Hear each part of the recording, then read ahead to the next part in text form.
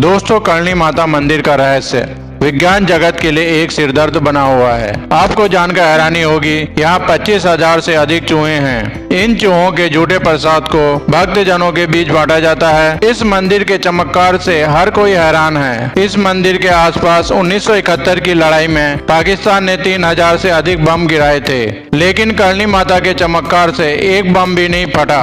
यहाँ भक्तों को चूहे का झूठा प्रसाद खिलाया जाता है, तब भी कोई बीमार नहीं पड़ता है। क्यों लोग यहाँ दूर दूर से आते हैं और करणी माता के चमत्कार के आगे दंडवत हो जाते हैं? यहाँ क्यों इतने सारे चूहे पाए जाते हैं? इनके पीछे का क्या रहस्य है? करणी माता और चूहों के बीच में क्या संबंध है और इतने सारे चूहे कहाँ से आए? इसे जानने के लिए वीडियो में अंत तक बने रहिएगा। यह मंदिर राजस्थान के बीकानेर से 30 किलोमीटर दूर देशनोक में स्थित है। जब आप देशनोक में पहुँचेंगे तो आपको दूर से ही माता का मंदिर दिखाई देगा। इसके शिखर पर माता का झंडा और त्रिशूल दिखाई देगा। करणी माता का नाम लेते ही चूहों से भरा मंदिर दिखाई देगा। यहाँ हजारों चूहे हैं, फिर भी ये किसी को कोई नुकसान नहीं पहुँचाते हैं। मंदिर के आसपास बहुत सारी दुकानें हैं, उन दुकानों को चूहे कोई भी नुकसान नहीं पहुँचाते हैं। हजारों पकवान और प्रसाद से करणी माता और चूहों को भोग लगाया जाता है। हैरानी की बात है, इन चूहों के चखे प्रसाद को लोगों को खिलाया जाता है और आज तक इस प्रसाद से कोई भी बीमार नहीं पड़ा है। आश्चर्य की बात है, ये सभी चूहे आकार में एक समान हैं। करणी माँ को दुर्गा का रूप माना जाता है। इसी वजह से देश भर के लोग करणी माता के दर्शन के लिए आते हैं। लोग कतारों से इस मंदिर के अंदर प्रवेश करते हैं। इस मंदिर में प्रवेश करते ही 2 शेर के आकार की प्रतिमाएं दिखाई देती हैं। इस मंदिर का प्रवेश द्वार चांदी से बना हुआ है। यहाँ चूहों को कावा कहा जाता है। चूहों और माता के बीच में क्या संबंध है, यह जानने से पहले माँ दुर्गा के अवतार करणी माँ के बारे में जानते हैं। करणी माता का जन्म 20 सितंबर 1387 को हुआ था। देवी के पिता का नाम मेहाजी तथा माता का नाम देवल देवी था। माता का जन्म स्थान जोधपुर में स्थित सुआब गांव में हुआ था। करणी माता के पिता मेहाजी कीनिया शाखा के चारण थे। करणी माता की जन्म कहानी बहुत ही रोचक और विचित्र है। मेहाजी और देवल देवी के कोई भी पुत्र नहीं था, केवल 5 पुत्रियां थी। मेहाजी का कोई पुत्र नहीं होने की वजह से वे हमेशा चिंतित रहते थे। इसी चिंतित अवस्था में उग्र होकर उन्होंने हिंगलाज माता, जो कि पाकिस्तान के बलूचिस्तान क्षेत्र में इनका मंदिर स्थित है, मेहाजी ने माता हिंगलाज मंदिर की यात्रा प्रारंभ कर दी। माता हिंगलाज इनकी भक्ति से प्रसन्न होकर इन्हें दर्शन देती हैं। तभी मेहाजी ने वरदान स्वरूप में अपना सम्मान मांगा। हिंगलाज माता ने तथास्तु कहकर अंतर्ध्यान हो गई। कुछ दिनों बाद देवल देवी को गर्भ हुआ। जैसे ही गर्भ प्रस्तुति निकट पहुंचा तो मेहाजी ने मोढ़ी मुलानी और आख्या ईदानी नामक 2 दाइयों को देवल देवी की रेख देख के लिए लगा दिया। प्रस्तुति का समय निकल गया, अर्थात 10 महीने बीत गए, 12 महीने बीत गए, 15 महीने बीत गए, 18 महीने बीत जाने के बाद आख्या ईदानी ने सोचा, पता नहीं कब तक यह बच्चा जन्म लेगा, मैं यहाँ ज्यादा समय नहीं रुक सकती, तो वह चली गई। तो मोढ़ी मुलानी नामक दाई ने देवल देवी की आगे देख रेख जारी रखी। एक दिन सपने में देवल देवी को माता दुर्गा के साक्षात दर्शन दिए और कहा, बेटी तुम सब्र रखो, मैं जल्द ही तुम्हारी कोख से जन्म लूंगी। करीब 21 माह के बाद देवल देवी ने एक शिशु को जन्म दिया। जब मेहाजी ने अपनी बहन से पूछा क्या हुआ, लड़का या लड़की, तो बुआ ने गुस्से में तंज कसते हुए कहा कि फिर से पत्थर हुआ है, अर्थात फिर से लड़की हुई है। उन्होंने अपनी उंगलियां अर्थात मुट्ठी भींचकर गुस्से में यह बात कही। उनकी सभी 5 उंगलियां ऐसे ही चिपकी रह गई। उन्होंने सोचा कि मुझे बादी हो गई, परंतु यह देवी के अपमान करने की सजा थी। जैसे ही देवल देवी को पता चला कि पुत्री हुई है तो उनका मन उदास हुआ, परंतु विधि के आगे वह कुछ नहीं कर सकती थी। 3 दिन बाद नामकरण हुआ तो माता का नाम रिदुबाई रखा गया। धीरे धीरे समय बीतता गया, माता रिदुबाई बड़ी होने लगी। एक दिन रिदुबाई की बुआ घर पर आई हुई थी। वह 5 बहनों में सबसे ज्यादा रिदुबाई को प्यार करती थी।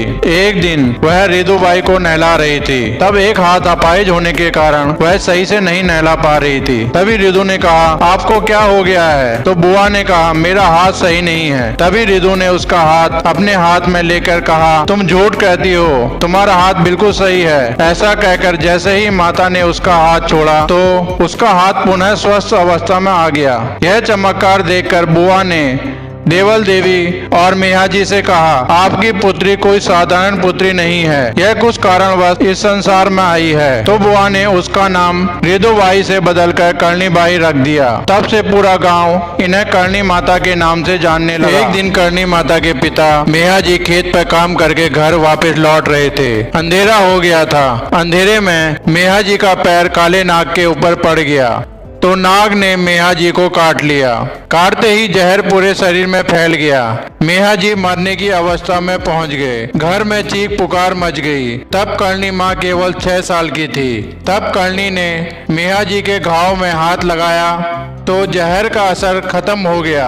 इस तरह से कर्णी माँ ने अपने पिता की जान बचाई। कर्णी माता जब धीरे धीरे बड़ी होने लगी तो समाज की ओर से मेहाजी पर दबाव बढ़ने लगा कि अब कर्णी माता के हाथ पीले कर देने चाहिए। इतनी जवान बेटी को ऐसे घर में रखना उचित नहीं माना जाता था। मेहाजी पूरे समाज के दबाव में आ चुके थे। मजबूरन उन्होंने अपनी बेटी का विवाह करना स्वीकार किया, परंतु कर्णी माता के लिए कोई विवाह नहीं मिल रहा था। पिता की चिंता बढ़ती जा रही थी। तभी माता कर्णी ने अपने पिता से कहा, साटिका गांव में केलूजी बिट्टू के यहाँ शिवांश अवतार लिया है, उसी से मेरा विवाह होगा। मेहाजी ने माता का आदेश पाकर केलूजी बिट्टू के पुत्र देपाजी से शादी की बात शुरू कर दी। देपाजी कर्णी माता के बारे में जानते थे तो उन्होंने विवाह को बड़े साधारण रीति रिवाज से करना स्वीकार किया। विवाह संपूर्ण होने के बाद बारात वापस लौट रही थी। रास्ते में पानी की कोई व्यवस्था नहीं होने के कारण मेहाजी ने रथ और घोड़ों के साथ 4 पानी की मटकियां साथ भेज दी। बारात जब काफी दूर पहुंची, देपाजी को प्यास लगी। उन्होंने रथ रुकवाकर मटकी से पानी पीना चाहा, परंतु मटकी खाली मिली।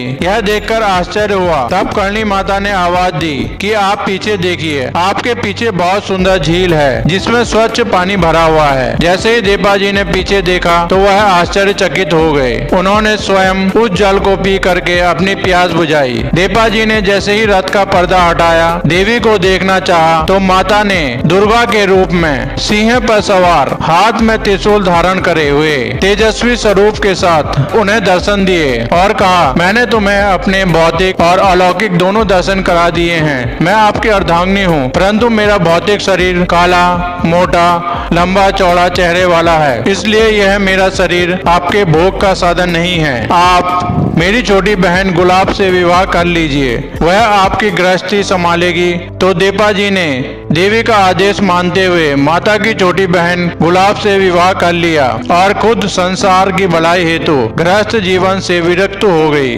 दोस्तों, एक सवाल आता है, माता कर्णी मंदिर में क्यों रहते हैं चूहे? दरअसल माता कर्णी के परिवार का एक सदस्य लाखन की मृत्यु हो गई। जब लाखन की मृत्यु हुई तो कर्णी माता को बहुत दुख हुआ। उन्होंने यमराज से लाखन को पुनः जीवित करने का आग्रह किया। तभी यमराज ने लाखन को चूहे के रूप में पुनः जीवित कर दिया। तब से माता कर्णी के वंशज जो भी मृत्यु को प्राप्त होता है, चूहे के रूप में माता के मंदिर में रहता है। इसलिए इस मंदिर में आज हजारों की तादाद में चूहे हैं, जिन्हें काबा कहा जाता है। इस मंदिर में चूहों की बहुत रेख देख की जाती है। भारी जानवर जैसे गिद्ध, चील, बिल्ली आदि चूहों को कोई नुकसान न पहुंचा पाए, इसलिए इसके लिए काफी व्यवस्था की जाती है। इस मंदिर में चूहों की तादाद इतनी अधिक है कि श्रद्धालुओं को नीचे फर्श पर पैर घसीटते हुए मंदिर के दर्शन करने होते हैं, क्योंकि अगर एक भी कावा यानी चूहा पैर के नीचे आ गया तो वह अपशगुन माना जाएगा। यहाँ श्रद्धालु माता को भोग लगाने से पहले चूहों को कुछ प्रसाद खिलाते हैं और फिर माता को भोग लगाते हैं। इन चूहों में सफेद चूहे भी हैं। अगर किसी दर्शनार्थी को सफेद चूहे के दर्शन हो जाते हैं तो वह बहुत शुभ और सौभाग्य का प्रतीक माना जाता है। दोस्तों, वीडियो पसंद आई तो लाइक कीजिए, सब्सक्राइब कीजिए, शेयर कीजिए और कमेंट्स कीजिए।